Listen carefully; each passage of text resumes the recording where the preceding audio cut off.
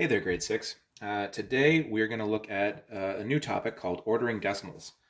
And so our learning target for this lesson today is that I can order decimals using my knowledge about place value.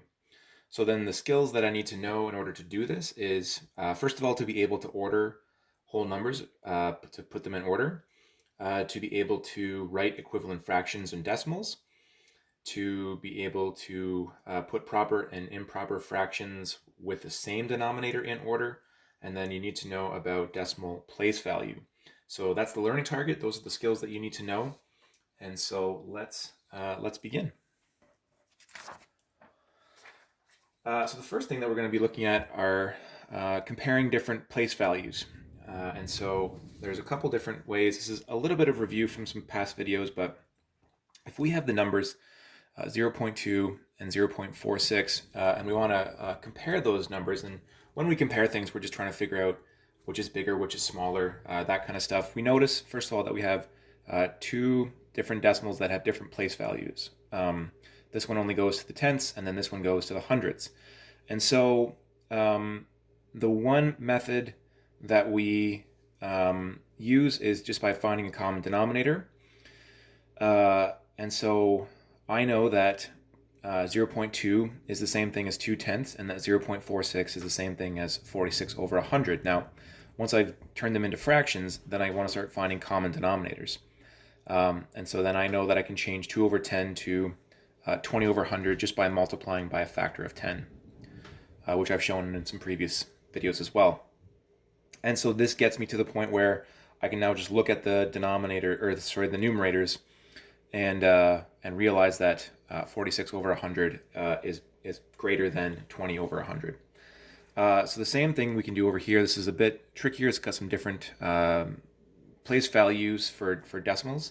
And so, but I know that I can convert 0.57 over to 50 over 100, and then I can convert 0.614 to 614 over 1,000. It has to do with the furthest number on the right, tells me my place value.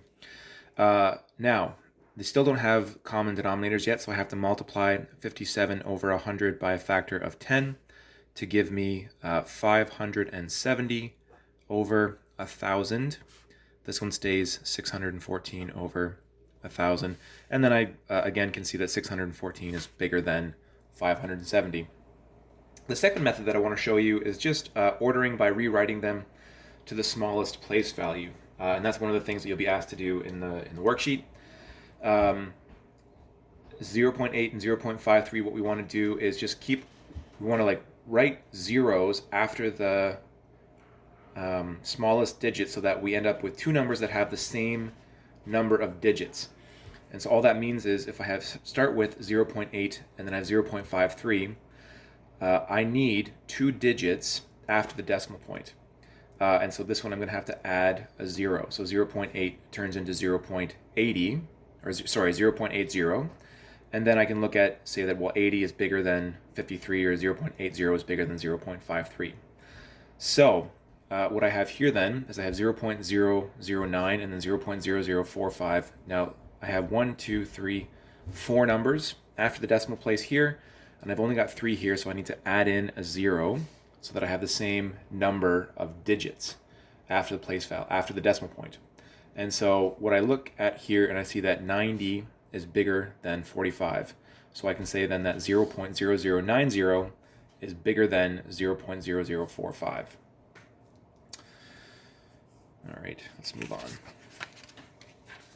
The next thing that we're going to look at is how to convert decimals to improper fractions to put them in order. And so I have 3 numbers here, 5.2, 4.7, and 4.3.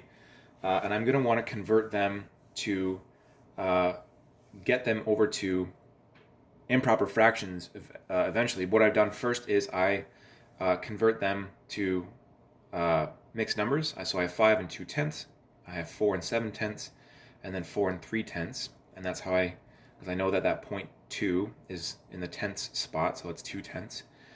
And then what I do is I convert these mixed numbers to improper fractions, and we have learned how to do that in class. And so what I need to do is, let's say, for example, 5 and 2 over 10. what we learned is we take the whole number, which is 5, and I multiply that by the denominator, which is 10. And then I add the numerator, which in this case is 2.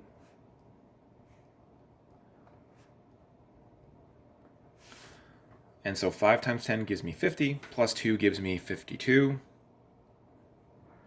And then what I have to do is keep my original denominator, which up here was 10. So it becomes 52 over 10, which is what I wrote here. To convert this one without having to write it all out, 4 times 10 is 40, plus 7 is 47. 4 times 10 is 40, plus 3 is 43, so I get 43 over 10. And then being able to put them in order from lowest to highest, it goes 4.3, 4.7, and 5.2. So doing that again, what I end up with here, I'm going to convert to mixed numbers. That will give me 1 and 3 tenths. Then here I would have 1 and 4. Now notice there's a 0 placeholder here, and the digit farthest to the right is in the hundredths spot, so it's 4 over 100. And then I have 1 and 7, and again, it's in the thousandths spot, so 7 over 1,000. Now what we need to do is make sure that we can convert all of them so they have common denominators. So my common denominator is going to be 1,000, so I'm going to have to multiply this by a factor of 100. The next one's going to have to get multiplied by a factor of 10. And then this one can stay the same. So I end up with 1 and 300 over 1,000. And here I end up with 1 and 40 over 1,000. And then this stays 1 and 7 over 1,000. And then what I want to do is try to convert them to improper fractions. So I would have 1, and as I said here, whole number times the denominator plus the numerator. So that would be 1 times 1,000 plus 300, which would give me 1,300 over 1,000.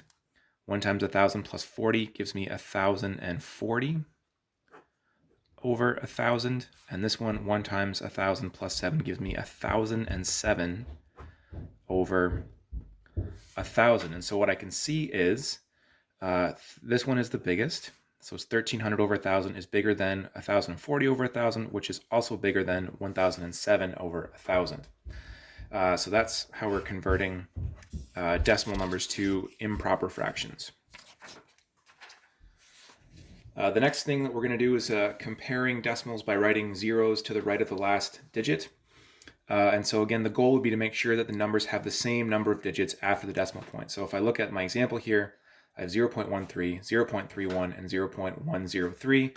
And again, my ultimate goal with this stuff is just to figure out which is the biggest or which is the smallest. And so I look at this one that has 3 digits after the decimal, so I know that the other two need to have 3 digits. And so what that leaves me working with is 0.130, 0.310, and 0.103 rather. And then to put them in order from smallest to greatest would give me 0.103, and then the next one is 0.130, and then 0.310. So that's how we use that to write zeros, make sure we have enough, right? It saves, what it does is it saves us from having to convert to decimal fractions, which it'll work. And if that's the way that you understand it, that's fine. You're welcome to use it. But this is a way to just do it a bit quicker numerically to find out, to be able to compare numbers. What we want to do now, sort of the second last thing that we're going to do, we want to identify a decimal between two other decimals. And so here we have 4.4 and 4.9.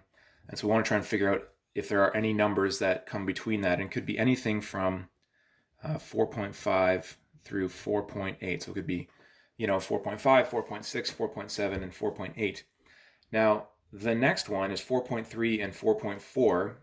And the question would be, are there any numbers between that? And the answer is actually yes. because what it says here is you want to avoid the temptation to think only in terms of decimal tenths. So what you have to understand is we can change these numbers to be in hundreds. So 4.3 can turn into 4.30, and those are equivalent decimals. They represent the same thing. And this 4.4 can change to 4.40. And now we can start thinking, well, is there any number between 30 and 40? And of course, anything 4.31, 4.32, 4.34, all the way up to 4.39. So any of those numbers